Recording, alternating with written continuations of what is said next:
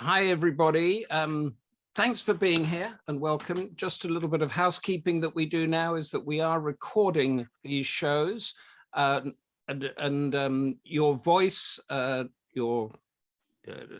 start again. We're recording these shows. You will not be shown, but if you want to ask a question or comment with our fantastic guest today, do so. If you don't want your name to be mentioned, put anonymous or no name or something, and I'll just read out the question and or the comment, and you won't be known. Of course, we like to identify as many as possible and have an interactive conversation. I now breathe deeply, count to 5, and we begin the show in earnest.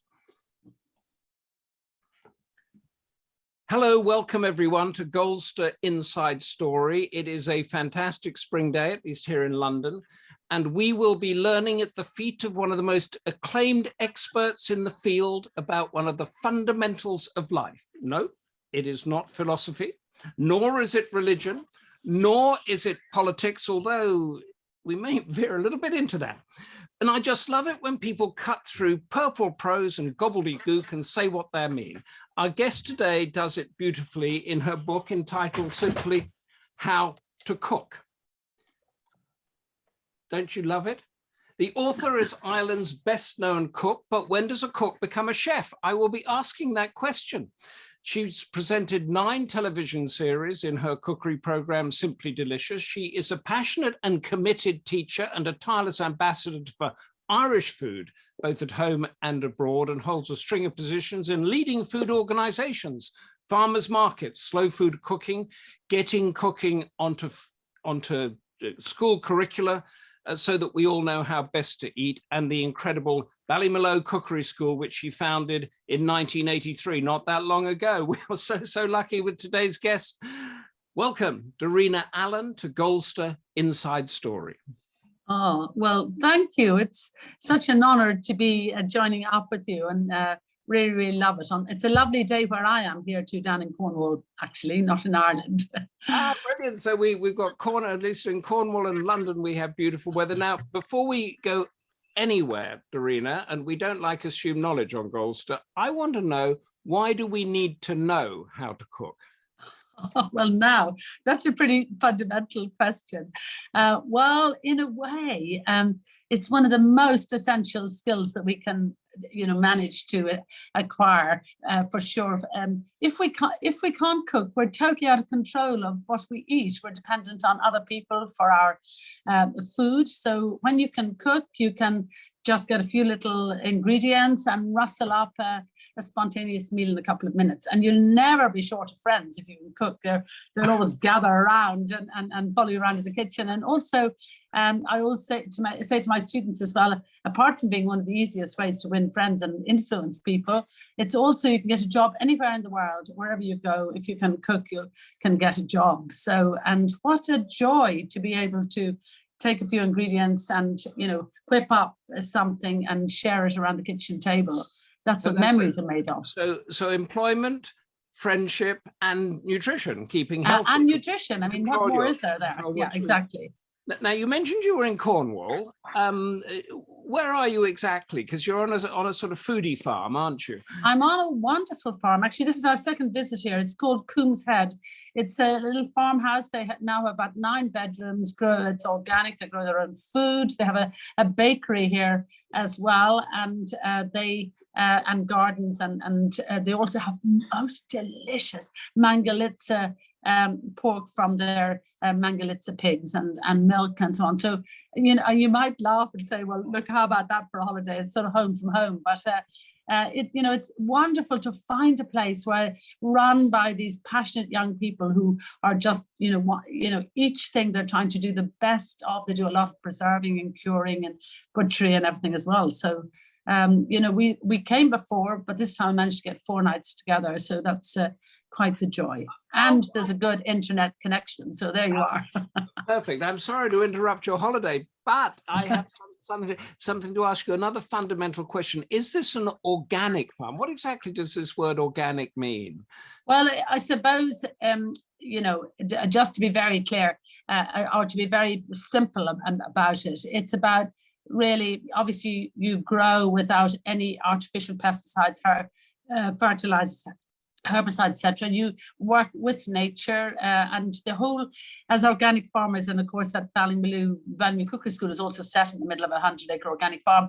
We're passionate about building up the fertility of the soil, so that the healthier the soil, the stronger the plants, the health. I mean, to quote one of the founders of the Soil Association, Lady Eve Balfour, and she had many quotable quotes, for us all to remember that the health of the soil, the health of the plant, the health of the human, and the health of the soil, the health of the plant, the health of the animal, the health of the human are all connected and are indivisible. So in a way, it sounds like ancient hippie stuff, but basically we're only survive because of the 4 or 5 inches of soil, topsoil around the world, which our food is produced on. And in a way, we just don't seem to get it, that, at the moment, a lot of the soil is, we're seriously nutritionally deficient because of the very intensive farming methods and other things as well.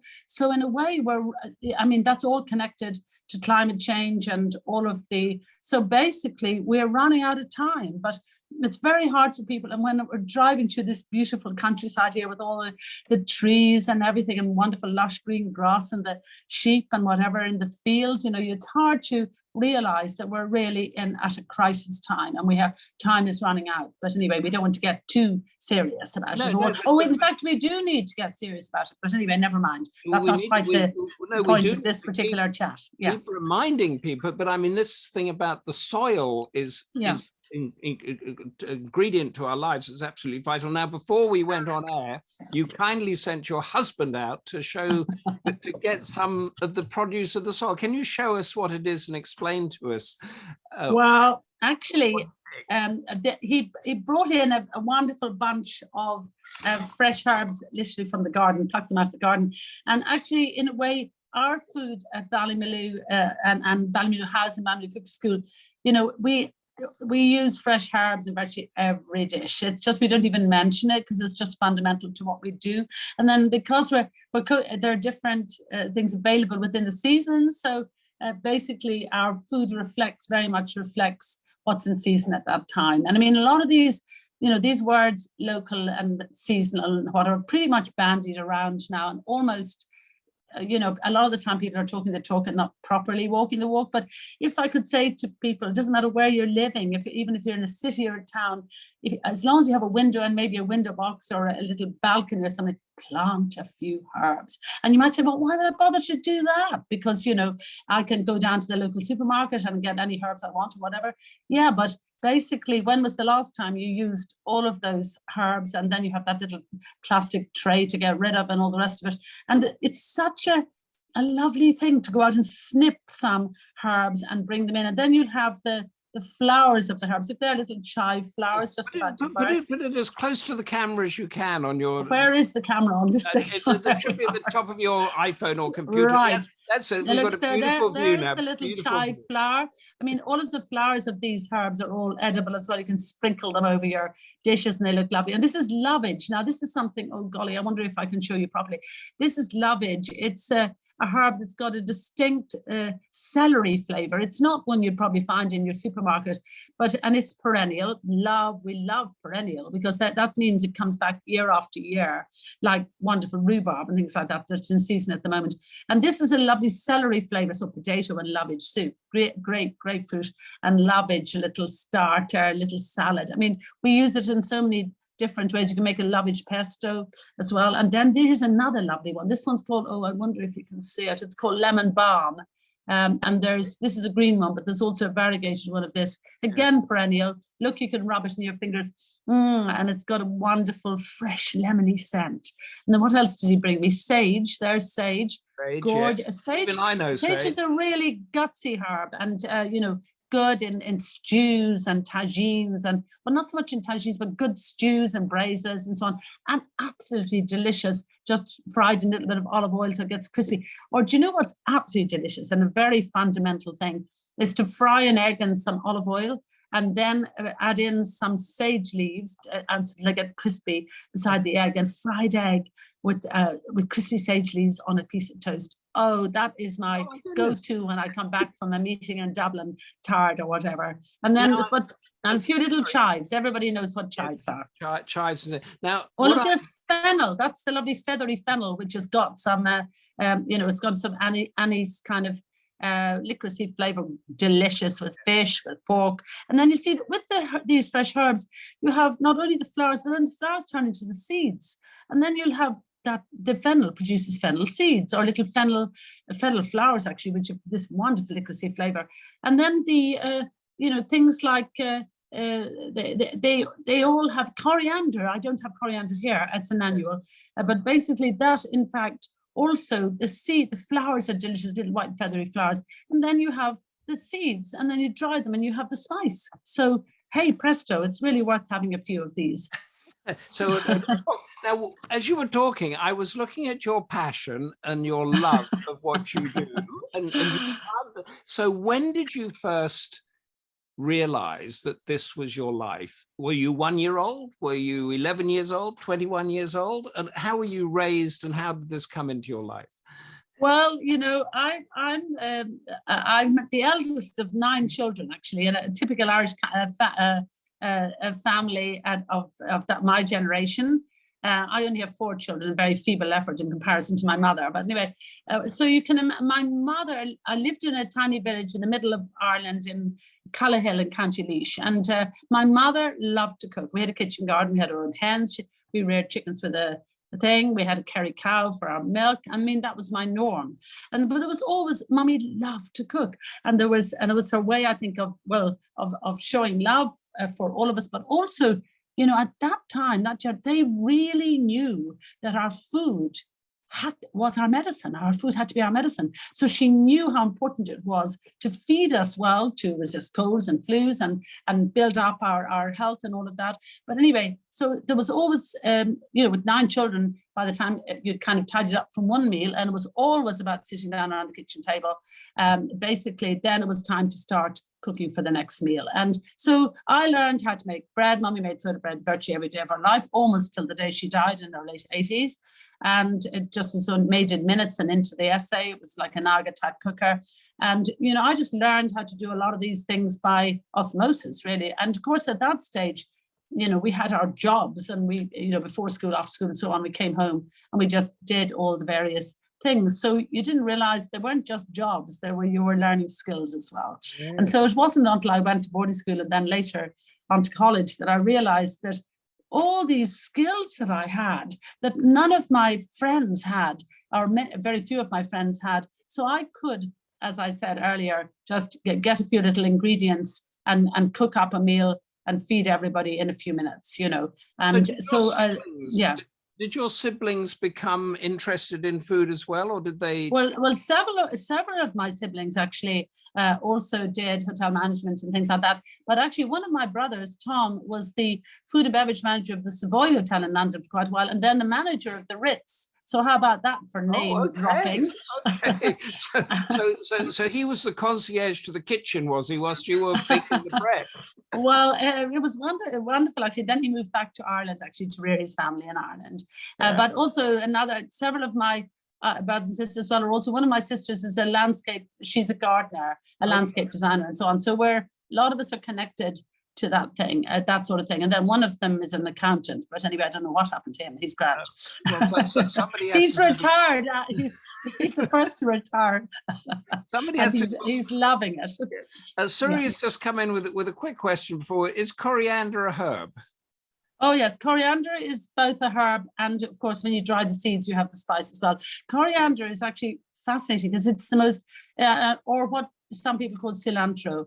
It's actually it's the most widely used herb in the world. So you use every single part of it. You use the roots to make the Thai curry paste and so on. You use of course, the fresh leaves, and then as it goes to seed, which it does quite quickly, it looks almost like fennel when it goes to seed. It gets quite feathery. Then you have the white flowers, delicious. Sprinkle those over salads and so on. And then if you leave the flowers on the plant, still growing, they dry into the coriander seeds, and they are wonderful. So it's the plant that goes on giving, really. Yes. Thank you. Anybody else got any questions to ask Darina?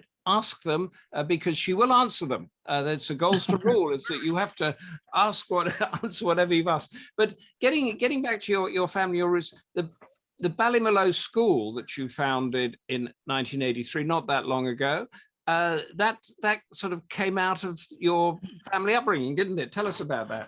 Well, I often say that the Ballymaloe Cookery School was actually founded out of desperation.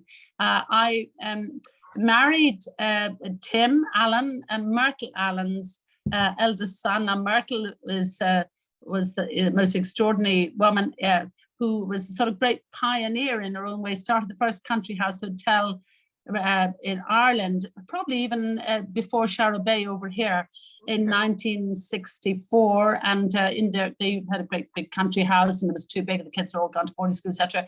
Anyway, and then she wrote the menu every day, depending on what, she cooked. She had no training as a chef, no formal training. So she cooked like a housewife, and she cooked beautifully. Such respect for ingredients. She was in the middle of a 400-acre farm in the horticultural unit as well, so she had lovely produce. Anyway, and she wrote the menu every day, depending on what was in season, what was in the garden, what lovely fresh fish was coming in from the nearby fishing village of Ballycotton. I was at a hotel school at a time when men were chefs, women couldn't get into top kitchens. Right. And I desperately wanted to learn more about fresh herbs and homemade ice cream and all those things. I happened to hear about her. It's a long story. And anyway, I wrote to her and she said, yes, come along, I have children your age. And then I became a member of the family by the simple expedient of marrying the boss's son. So that's how it's done. And he was a horticulturalist. So then I had both cooking and growing. And actually, when I was I went to boarding school, lovely Dominican nuns, and they were encouraging us girls in the early 60s to have, because it was only girls in that school, to have a proper career, to do law, architecture, science, etc. And all I wanted to do was cook or grow or garden. But I remember one little nun drawing herself up to her full height and saying, well, you're never going to need that, my dear. You're going to have a cook or somebody to do your garden. And you need to have a proper career. And eventually, when I continued to insist that I do this, I did hotel management. And I had no ambition when in my teens, when I was in boarding school. Really, it was just a question for me of passing the time until I found a nice chap. That preferably with a bit of money, and then I would paint my nails and have a few cute little kids, and that was my whole mission in life. But so wasn't you never that know what it is in your life that's going to change the course of the rest of your life? And it was actually meeting Myrtle Allen, and very few people say that feel so fortunate their paths crossed in life with their mother-in-law, but she was an extraordinary, she was a pioneer. Anyway, back onto the question you asked me about 5 minutes ago about how the school got started. I wanted to two things actually, is if I wanted to come to Ballymaloe School, what would I find? What would I see there? Well, basically the school, which, as I said, was born out of desperation, really, when there was a big recession in Ireland in the 1980s, and there was the oil crisis, 25% inflation. We were heating 5 acres of greenhouse with oil. We had just gone into the EU. All these tidal wave regulations were pouring in on top of farmers and food producers. So anyway, we had to find a different way to earn a living because the cheap food policy had kicked in as well. And we were producing a lot of horticultural produce and we're getting less and less for it every year. So we had to do something different. Started the school in converted out buildings in the middle of our 100-acre farm. We had lovely produce and everything in the garden, and so that was in September 1983, and we started with 9 students, then 11, and within 2 years we had our first American students. And our students come literally from all over the world. At the moment, we do 3-month certificate courses in the year, and those are very much aimed at people who want to get the skills to earn their living from the cooking. Okay. But they come from all over the world. There are 13 nationalities there at the moment. Right. Are there more, from as far away as Japan, South Korea, America, etc., and they come because they can see how food is produced from the much hackneyed phrase now, from the farm to the fork. Right. And so they can go out in the morning with the soil and gardeners. everything before, yeah. They can go out and they can bring in the produce, have to bring in the produce. They can, when they're cooking in the morning, the scraps from the morning's cooking get fed to the hens and come back as eggs a few days later, so they learn all about that. We have a little micro dairy, and a little Jersey herd, 8 or 9 cows, so they learn how to, anybody wants to, this is extracurricular, but everybody wants to, they learn how to milk a cow, how to make butter, cheese, yogurt, the milk of fear, buttermilk, etc. We make wonderful little camemberts with them, show them how easy it is, and all the other cheeses as well. Then what else? We have a fermentation HQ, a little bread shed where we make wonderful, totally natural sourdoughs and lots of other breads. And then there's a farm shop, a provisions shop on the farm. So they have all these opportunities. And then, hey, we have 60 students because we have one teacher with every 6 students, so it's very high teacher student ratio. But actually it's better than Tinder any day. There's so many romances and everything. It's fantastic. So I'm not joking. And actually we've been visiting lots of our past students, and it's so fun. Anyway, there we are. That's slightly by the way, but the way to everybody, back to how you should be able to cook. The way to everybody's heart is to their tummy, isn't it? To a great extent. It makes a family, and sitting down around the table with friends. That's how the bonds are formed and memories are made. Now, I want you to give me one description, because we had a Malaysian chef on. I want to ask that in a minute, and I asked him to define Malaysian food in one word or one sentence. How would you describe Irish food? Well, it's Irish food. Well, that in one sentence. Well, basically, we have fantastically good produce in Ireland, and really, really good. We can grow grass like nowhere else in the world, pretty much. So a lot of our dairy products, our meat and so on, our beef and our lamb are fantastic quality. So we have beautiful produce. So at Ballymaloe, what Myrtle did and what we continue to do, except our food is very multi-ethnic now as well, basically is to take beautiful ingredients. We really go to great lengths to get the freshest and best and most beautiful ingredients, cook them simply so they taste really delicious, and also are full of goodness and nourishment. And so basically our food is but now, we travel a lot, so we go to pardon? The Ballymaloe food is multinational. It is, yeah, because specifically Irish food. Yeah, exactly. So we use our ingredient. I remember somebody saying to me a number of years ago, because we've always, now there are all these terms, farm to fork and zero waste and all these, and these are just terms of what we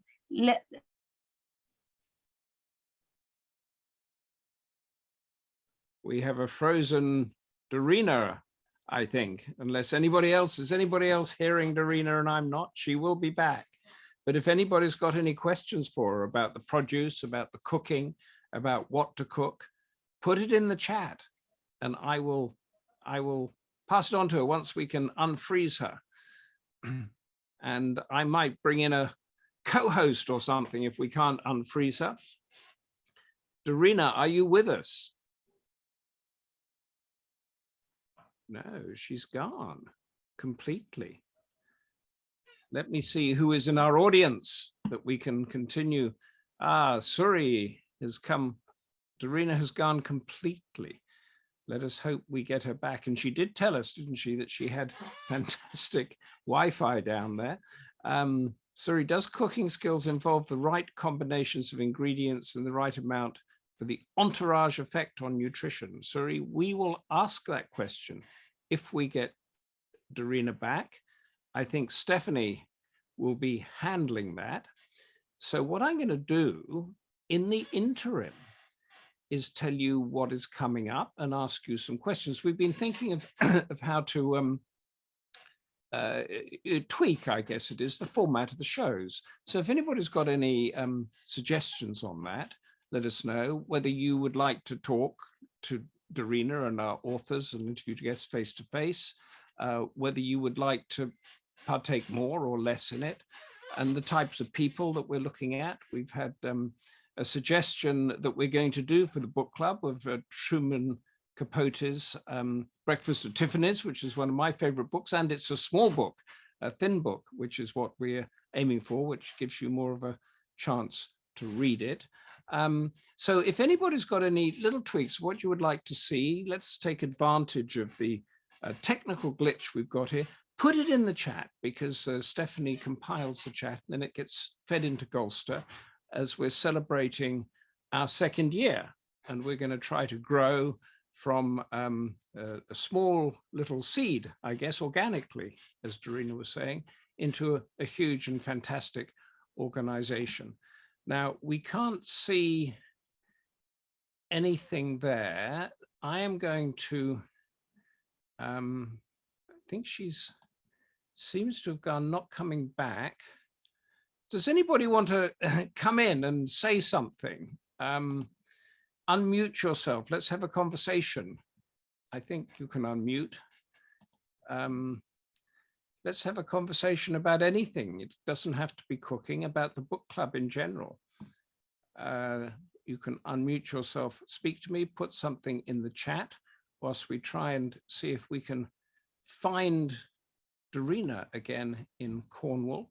I am going to have a look at my email, perhaps on my phone, and see where she is, if she's coming back at all. No, nothing. No, nothing there either.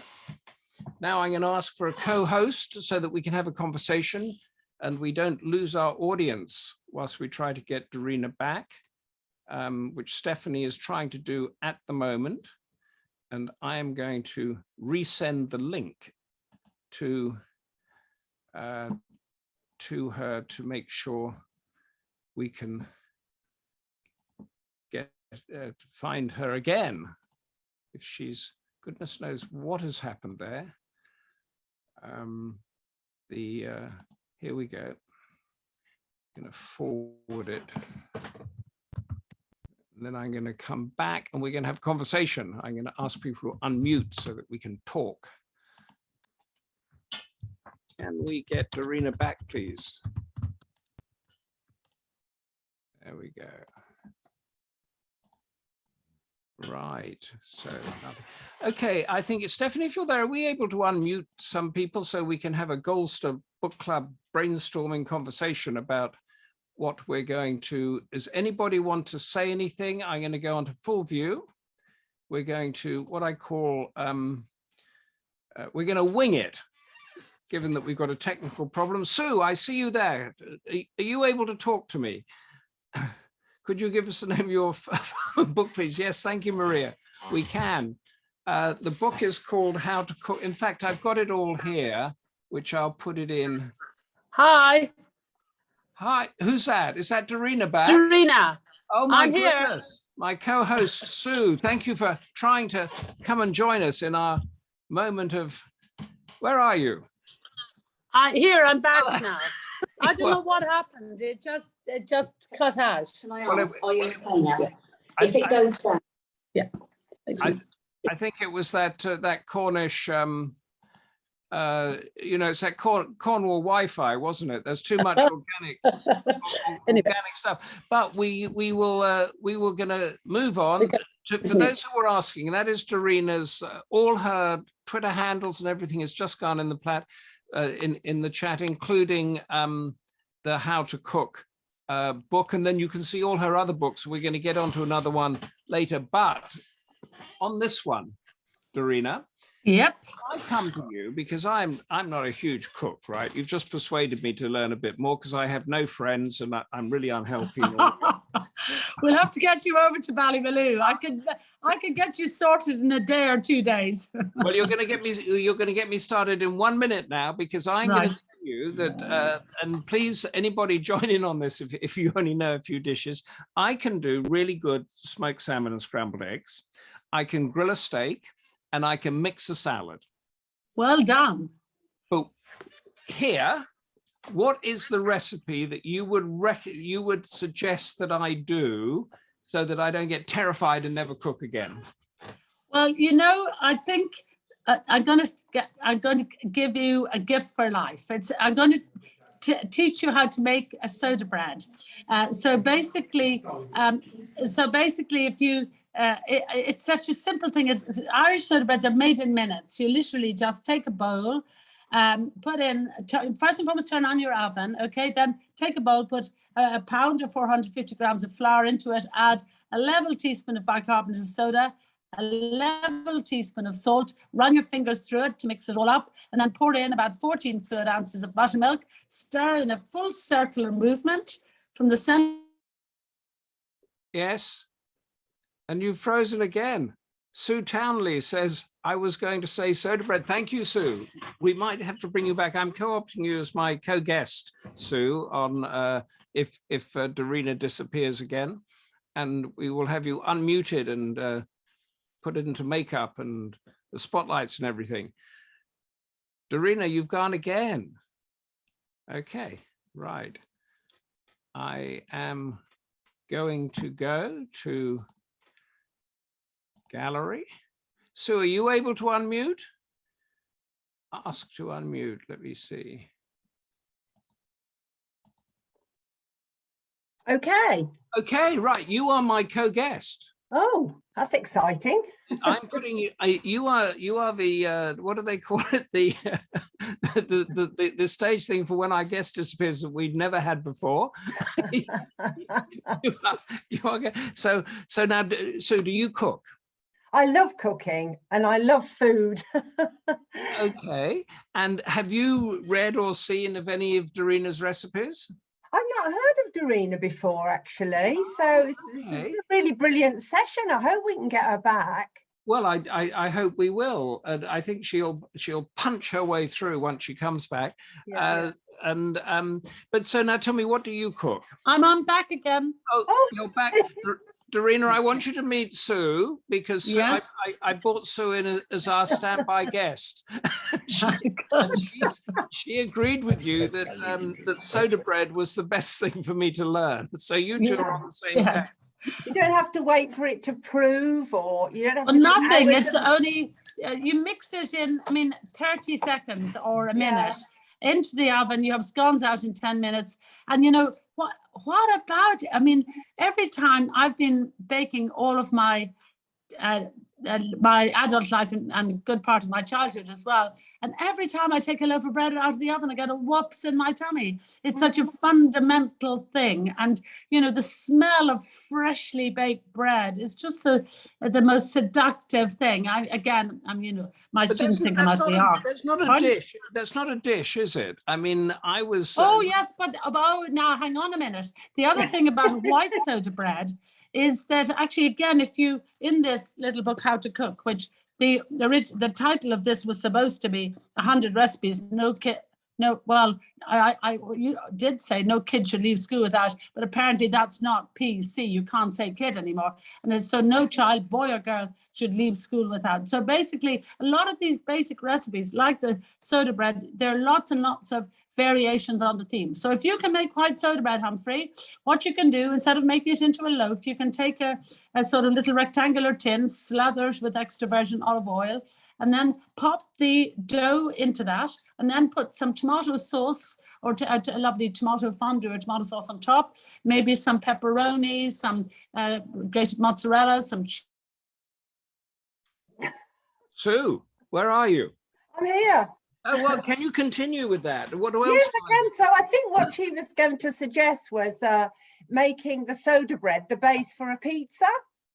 So so you'd make the soda bread, which is so easy, and then you could use passata or make it, you know, mashed up tin of tomatoes, and then put whatever cheese or, you know, pepperoni, bacon, whatever, bake it in the oven. Delicious. Okay, so the soda bread is the pizza base, and when she said those things about buttermilk and that, I didn't quite know what she was talking about. I can get all that at Tesco's and Sainsbury's, can I? Yeah, it is widely available, but actually, because I live, quite a long way from the shops, so if I haven't got any, I tend to use half plain yogurt and half milk, and it has this. I think Darina might disagree, but I think it has the same, end result. Well, we'll ask her that directly when we get back. And do you grow your own produce, like she was saying? Well, we've only got an average sized garden, but we do grow loads of tomatoes and cucumbers and salady stuff like that. Yeah. Okay, and is that because I mean, I know people that do that and they say, well, it'd be far cheaper to go down to Tesco's and get it, but it does taste different, does it? And it feels different. Yeah, you can't beat going into the greenhouse and the smell of the tomatoes. It's just fantastic. And what Darina said about the herbs, I mean, I've got them all outside the kitchen door in pots, and it's lovely to just go out and pick whatever you need. And yeah, and I do a soda bread recipe where you've got the basic soda bread, and I just put cubes of cheddar cheese in and a whole load of herbs. Right. Cook that, and that's lovely as well. So then you eat that sort of as a dish in a way. Yeah, so you don't just need to sort of put it with salmon or beef or anything. You just I just put a load of butter on it. And are you healthy? Are you? Yes. That's brilliant. Now, whilst I've got you there as my co-guest, we'll call you. Because you're on the book club quite a lot.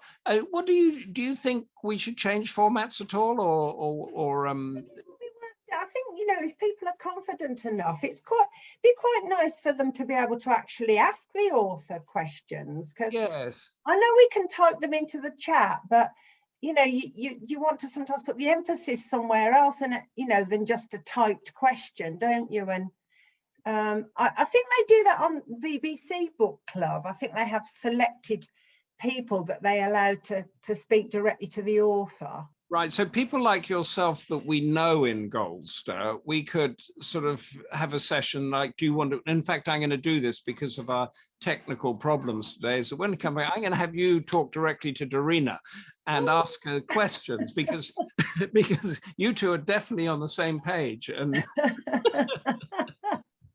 I think she was a bit optimistic when she said that the internet connection was good, because I don't think there's anywhere in Cornwall that the internet connection's good. I know, and it's and she's not back yet, and I know that she's trying. And the types of because we've done a few, but I've done one other cooking.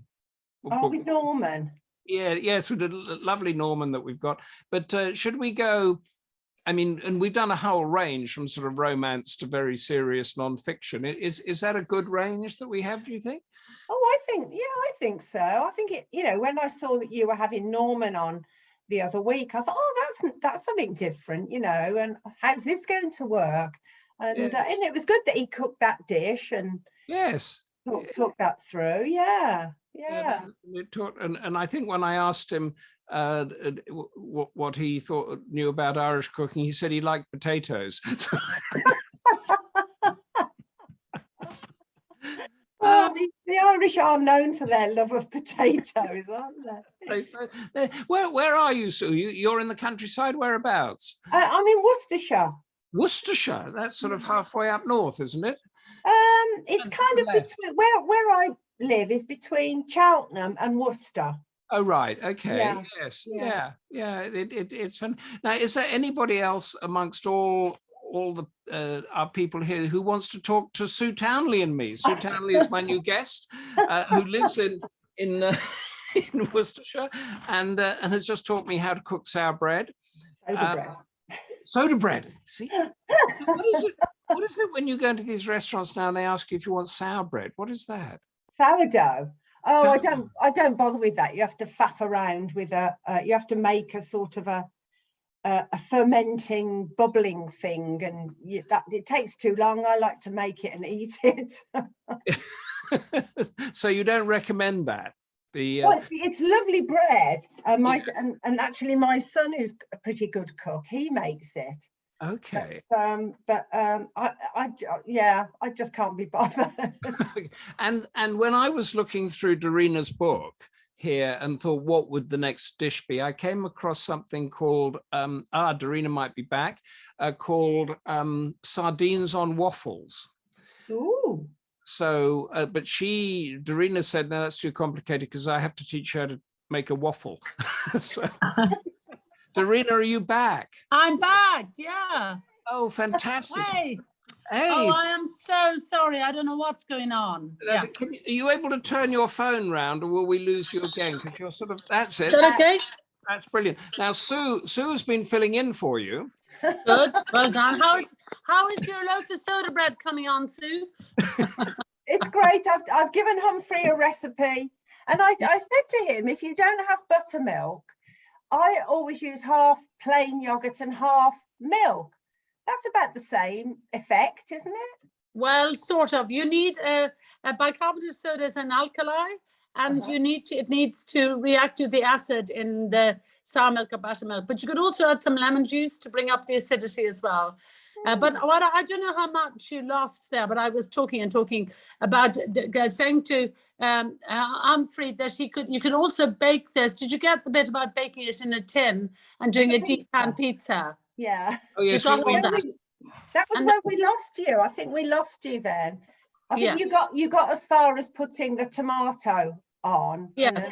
And mozzarella, anything you want, or grated cheese and chives or whatever, pop it into the oven, and in 15-20 minutes it comes out, and you can cut it into big slabs for the hungry lads, or into tiny little cubes to go with a little drink. So soda bread, I don't know how many different variations there are in this book on how to cook, on what to do with a soda bread. You can make little scones and brush the top of them with buttermilk or egg wash or something, and dip them into grated cheese, and you've cheddar cheese scones. Or you can add some dried seaweed to them. You can add chives to the white soda bread mixture. It's an incredible recipe.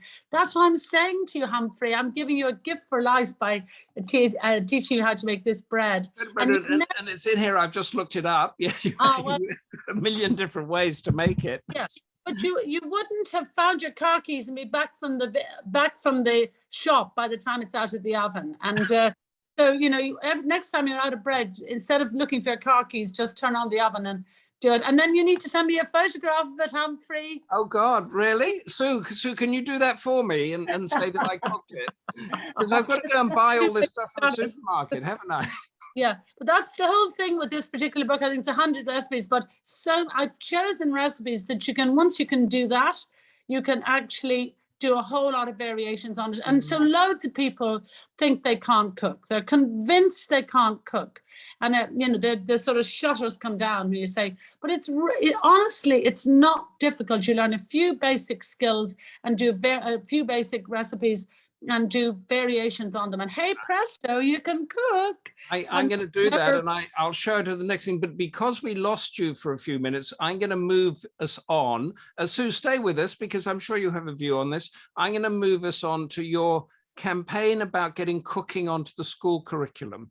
Oh yes, because I wasn't taught to cook at school. I was told that's what women do, and I had fish fingers and baked beans for lunch. So tell us about it. Well, basically, since the 50s, I think, both here in the UK and US, everywhere, we've all been encouraged to learn a set of academic skills. And basically, the subliminal message, not even very subliminal, was, well, why the dickens would you want to learn how to cook or anything like that? You're never going to need that. Well, basically, we need the practical skills, for everyday skills, as well as, needless to say, as the academic skills. And my goodness, did we have a wake-up call during the pandemic when many people were at home for the first time, with the shops closed and the restaurants closed, and not able to, and suddenly finding they were helpless. I mean, I had a woman who could run the country actually over here now, she's maybe in Dublin, ring me virtually in tears, suddenly faced with the reality of cooking 21 meals a week for her husband and her children. And none of the skills she had, and this woman could run the country, literally, were any good to her. So we failed in many ways several generations of our young people by letting them out of our houses and our schools without giving them the basic skills to feed themselves properly. And you can see it's total disaster in health terms, socioeconomic terms, not to speak of the joy one gets from cooking. So anyway, this I've been a campaign here in Ireland, basically to try and get practical cooking, and indeed for that matter sowing seeds and gardening, back onto the, well, it was never properly embedded in the school curriculum, but embedded in the school curriculum and recognised as being just as important as the STEM subjects. Because have you succeeded?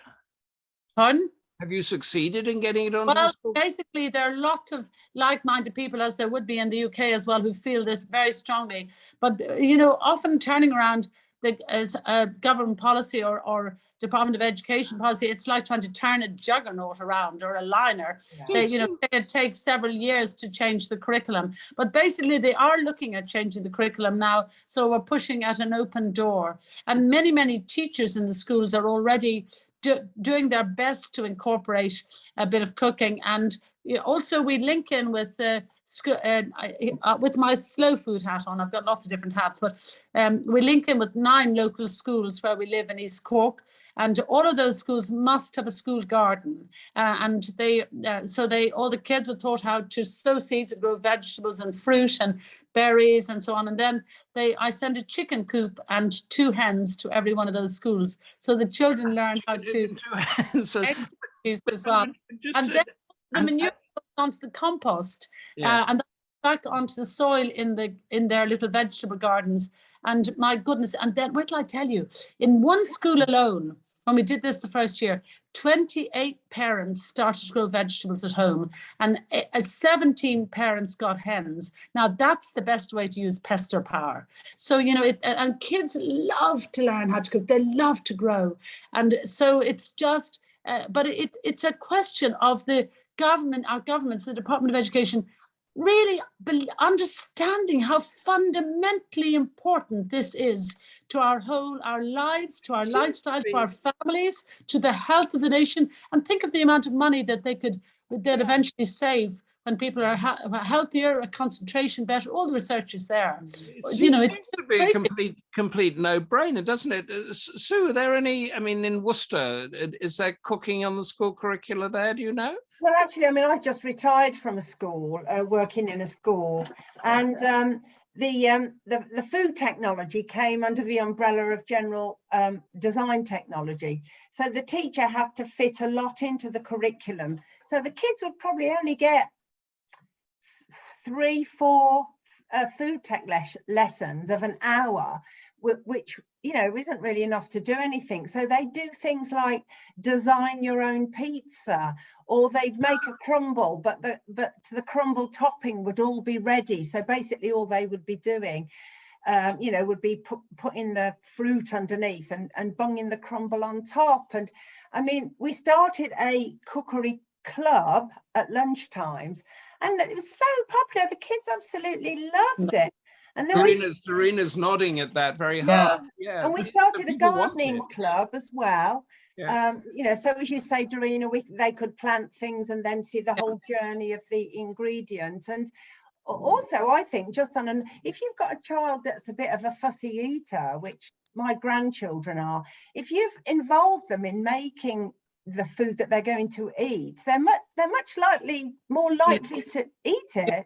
Oh, right, exactly. Yeah, they'll eat. If they sow a seed and wait for it to grow into something to eat, they'll eat everything and get excited about it as well. You know, it's as well as that, all of these kids, remember, will see food shortages in their lifetime. So we have to teach them how to grow some of their own food as well as how to cook. I mean, this sounds like, you know, scary stuff. It's coming much sooner than we think. I mean, you know, we're obviously going to have a shortage of wheat next for flour next, probably even during the winter and so on. But so we're failing our young people by not giving them these skills, and also you know, depriving them of the joy of actually being able to cook something and to share it with family and friends. Speak of the whole health. So what you said at the beginning was nutrition, friendship, and sort of knowing how to survive in a way. But we're moving on, because we're getting towards the end of time. But we're going to move on to Now, Goldster doesn't get political, but stay around, everybody, because educate us, Darina, on these stories. You know, that as the Brexit brouhaha was happening, we kept hearing about genetically modified crops coming in from the US, something called chlorinated chickens, which I could never get my head around. What is all this stuff, and is it here? Is it dangerous to us? Well, basically, I'm a great believer in, you know, eating real food, fresh, naturally produced, you know, as far as possible, some local food in season. That's the kind of food we want. I mean, I know that we'd be told that we can't feed the world unless we have, you know, that we genetically modify crops and everything like that. I led a big campaign in Ireland with many others a number of years ago when the whole GM thing started, basically saying, well, hang on a minute now, we need to act on the precautionary principle here until we're absolutely sure this is okay. And you know, at that stage, they were worried about breeding superweeds and things like that. Well, of course, that's all a reality now. So basically, I would say keep well, you know, I would say keep well away from those genetically modified foods. I think the future of food is in, as far as possible, local food systems, as far as possible, and right. and you know, a mixture of both.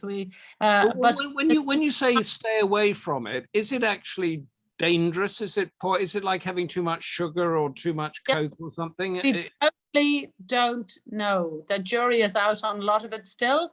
So I would say, you know, if you act on the precautionary principle and just get as much, you know, so go support your local farmers markets. If you're buy direct. At the moment, a lot of the food, everybody's complaining about the price of food going up and up and up. Well, do you know something? If you're a farmer or food producer, the reality is that often you're not even being paid cost price for producing the food. So one of the biggest threats of food security is the very low price at the farm gate for produce. And more farmers, if you probably don't listen to Farming Today, your very, very good farming program there in the UK, it's at 6:15 in the morning.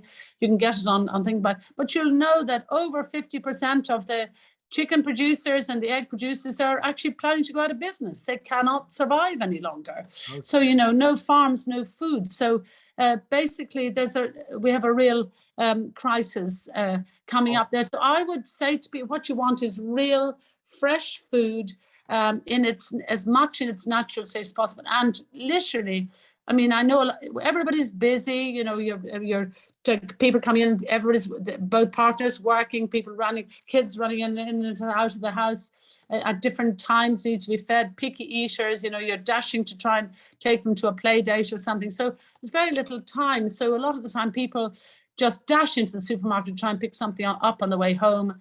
And that's the reality. And then, you know. Just very cool. What is a chlorinated chicken? A chlorinated chicken, basically, they're when chickens are produced very, very intensively, they often the reality is that they're covered with salmonella and Campylobacter. I mean, this is not me making this up. This is your food safety authority. Anybody would tell you this.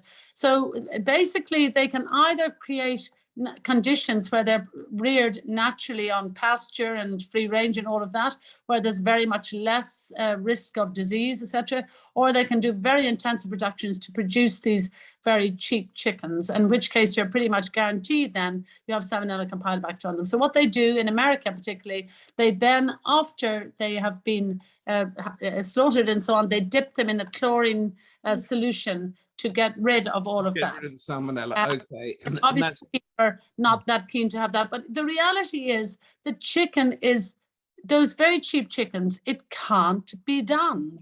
You cannot produce a really good, healthy, nourishing chicken for the price that is. So you have to realize the very intensively produced chicken that comes in, a lot of it from abroad and so on, and then it has every feed, because they're so intensively produced, has to have antibiotics, hormones, growth promoters, bone strengtheners, and antidepressants in them. Now, if we're naive enough to think that basically we're not getting some of the residues of that in our meat, well, we're fooling ourselves. Now, they may not have all of that, depending on the intensity of the production, but the reality is that a chicken, now this is not going to sound good to a lot of people, but chicken used to be, I don't know whether you remember when chicken used to be a treat. You might have it once a week or once a month. Yeah, now it's all everywhere. an organic chicken that hasn't got a whole lot of that stuff in it, that's reared. It takes about 3 times longer to rear it. And also you have to feed it on organic feed, will cost about £20 or 20 euros, 21. That's the real price of chicken. It's the real price of a proper chicken. Now, I can tell you, if you pay that for a chicken, you'll get 4 or 5 meals out of it. You'll make a gorgeous pot of stock. You'll use every single scrap. You'll use the giblets. If I get a chicken and I'm not prepared, I'm not a vegetarian, wonderful, no beef and any of that, but I love a little meat, I love fish, but I am not prepared to eat meat or fish or any animal that has actually suffered for my dinner. So it's very important to me to source something, and then, you know, you just, sometimes, honestly, this may sound controversial too, the less you pay for something, and I mean, many people are not in a position to make, you know, for a whole lot of reasons, they haven't got a choice in it, but basically,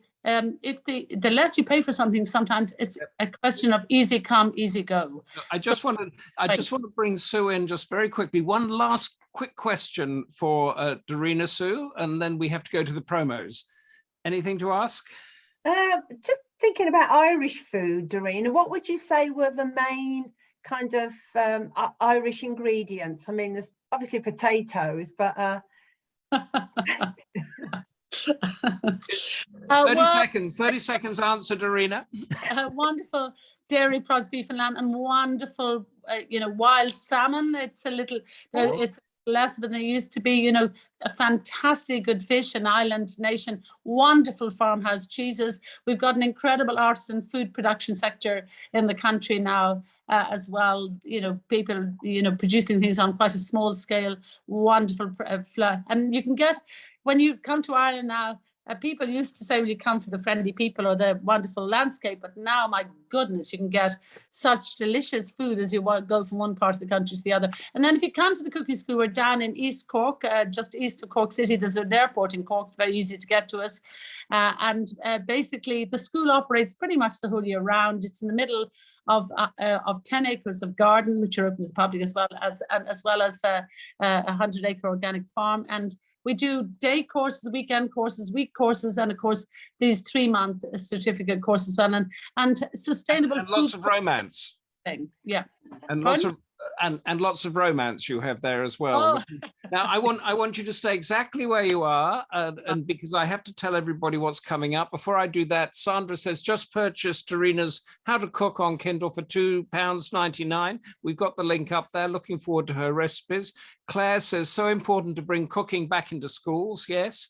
Sorry, cooking programs on TV are popular, but not for developing skills. That's a whole other debate. Yeah. Just not on it. Well done, Humphrey, Sue and Darina, for keeping going during the Cornwall Wi-Fi glitches that we've had. Thank you, Mary. And Jane says, is the problem with chemicals the same with supermarket vegetables? Yes or no? Well, basically, yes or no? Two things I'd say is basically keep away from ultra-processed food completely if you can, and also buy organic or chemical-free if you possibly can, because otherwise you're not getting the nutrients. A lot of the vegetables and fruit have less than 50% of the nutrients they had in the 1950s, and that's well documented. So if you want to feed your family and nourish them and have them satisfied, go out of your way to buy locally and find organic or chemical-free produce. Buy locally and organic. To invest in food, put your money into the food rather than paying it out for meds. Okay, good one. Put your money into food rather than paying it out for meds. I like that. Stay there. Coming up, we have Thursday, May the 12th. I'm with Helen McGinn, and I love this title. She's the author of the Knackered Mother's Wine Club. We're going to have fun with that one. She's also a novelist in Just One Day, where everything can change. Lucinda, the next day, 13th of May, with Sarito Domingo, author of The Three of Us, A Real Life and True Love, Grief and Joy, The Power of Friendship. Sarita is also an editor at Mills and Boon, which is a romance imprint. We had a little discussion on that last time around. And then Goldster is doing poetry Thursday, May the 19th, with the magnificent Brian Patton, who came to fame in the 1960s as a co-author of the Mersey Sound Poetry Collection. That will be set alongside the music of that era. Brian will be with Lucinda, and then I'm with Rachel Trethaway, author of The Churchill Girls, talking about Winston Churchill's 4 extraordinary daughters on May the 20th, who helped mold an era and his political career. We're out of time, but give us just one thing. Is there food poetry, Darina? Oh, yes or no? Of it. And Seamus Heaney often referred to food in his poems as well. There's lots and lots of good things. You're going lots to have of good things. So you could got the Irish poets and the great Irish cook. I didn't ask you the difference between a chef and a cook, but we can talk about that later. I'm a cook. But that's it. Time is up, and we've done really fantastic show despite the Cornwall Wi-Fi glitches. And it's all time to go to the kitchen. I have to cook up some soda bread. Is it soda bread? Is it? Yeah, soda bread. Thank you all for being here, for your comments, questions. Thank you, Sue Townley, for stepping in as my co-guest when Darina vanished from us.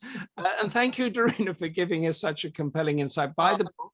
Enroll into the Ballymaloe Culinary School, and you might also fall in love, because it is a romance hotspot as well. Work out what it's best to eat and how to cook it. Until next week with the Knackered Mothers Wine Club, goodbye, the great Darina Allen and the fantastic Sue Townley. Stay involved, stay curious, stay safe. Bye.